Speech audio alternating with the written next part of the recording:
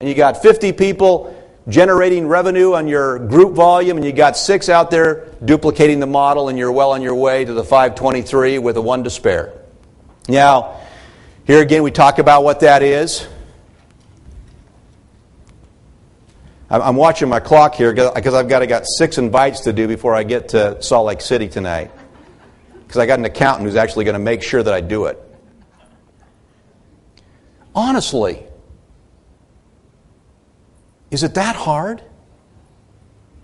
I mean, if you knew in your bones that inviting 3 people a day, 5 days a week, take 2 days on recharge your battery each week. You invite 3 people a day, 5 days a week to take a listen to a 5-minute overview.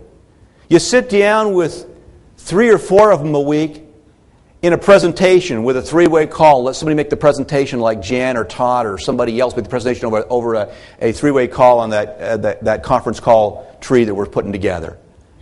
And you sit down with 3 a month and you join the business and you're defaulted into product sales and all the people who say no. Is it that hard? I mean, to generate an $8,000 a month income? Do you realize what it takes to create a residual income stream of $8,000 a month? That's only about $1.5 million in the bank. A person who's done the 523 is by definition a millionaire. Because they've got an asset that throws off more money than $1 million at interest will throw off. And I'm flat telling you right now that if you'll do that 3-3 system, using the owner's manual to fill up all the space and the gaps in the middle, to teach you how to follow up and show you the tools, you will build that income stream. Now, will it require you to change and evolve and get stronger and better? Of course it will. But as Jim Rohn often says, it's not the money that really is the reward when you get the money. It's what you become in the process that qualifies you to have the money that's the real reward. It's what you change. And I was Todd and I were sitting over on the side here just admiring Ron. Ron Thompson's always been a sharp guy. He's always been an intelligent guy. He looked, when he was a little younger, he looked kind of like a blonde Tom Cruise. I used to tell him that, which I think embarrassed him. But the fact of the matter is, he's really gotten good at training and teaching from here. He's a lot better now than he was 10 years ago. A lot better. And that's kind of exciting for me to see the progress in people. Well, here's a little thing that I've got on my wall in my office. I want you to read that to yourself.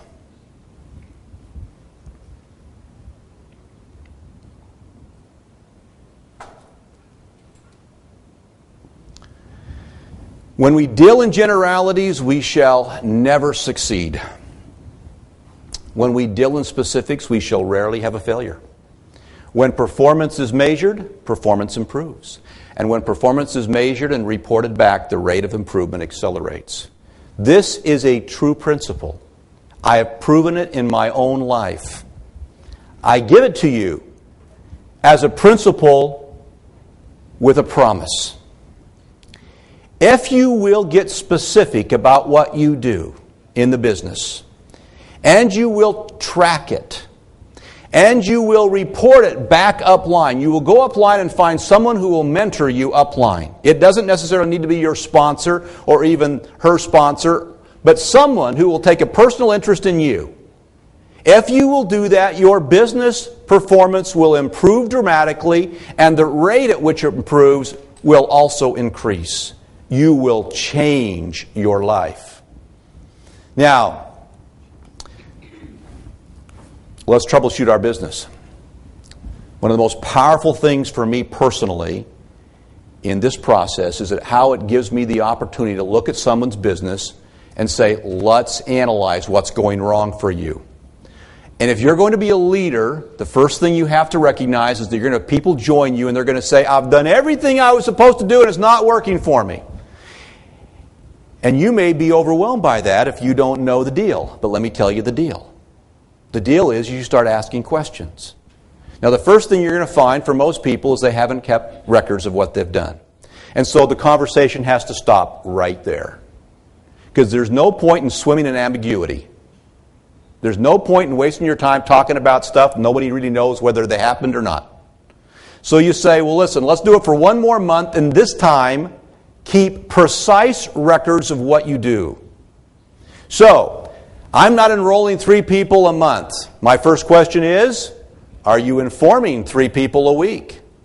If the person says, yes, I am, then I'm going to say, well, I've got to work on this person's communication skills. They're obviously struggling with their ability to communicate the situation. They're struggling with their ability to get a positive decision, the sort of things that Jan talked to you about. But most likely what they're going to tell you is, no, I'm not informing 3 people a week. Okay, well, if you're not informing 3 people a week, are you inviting 3 people a day? Most likely that'll be the problem. But if it isn't, if they say, yes, I am informing 3 people or inviting 3 people a day, then you've got to look at their follow-up skills. Are they following up correctly? How do they do it? Or maybe the tools effectiveness. What call are they using? Maybe that call needs to be upgraded, streamlined, made better. If they're not inviting 3 people a day, there's one of 4 problems that you must address. And those problems are what I call the 4 beliefs. In order to be successful in this business, you have to have 4 beliefs in a positive way. Number 1, you have to believe in the industry. If you're embarrassed about participating in direct marketing, you will never succeed in it. I'll just tell you right now, you will not succeed. If you're embarrassed about this business, you simply don't understand it. The more deeply you will immerse yourself in this channel of distribution, the more convinced you will be that it is the most correct channel of distribution in the world for the types of products that we sell.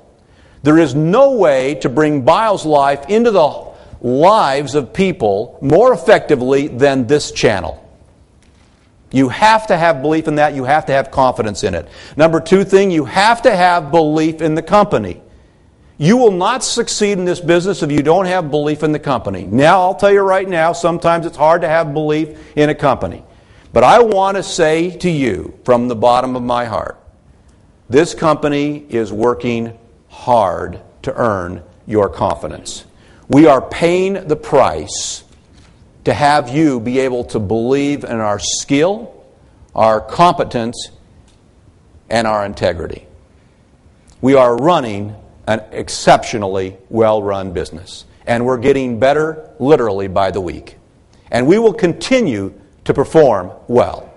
And the day will come in the not-too-distant future where we'll be a public company. It's one of my dreams to have this company be a public company, and there's a reason for it, and the reason is I want to share the company with the people who build it.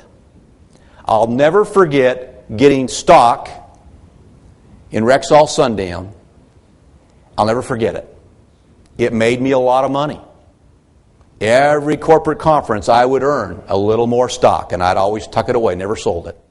Never sold it until they sold the whole company. I had to sell it. But here's the deal, folks. That day is going to happen for us. We're going to do it at our own time of choosing. We've got to do it at the right time for the market. But sometime in the next 3 or 4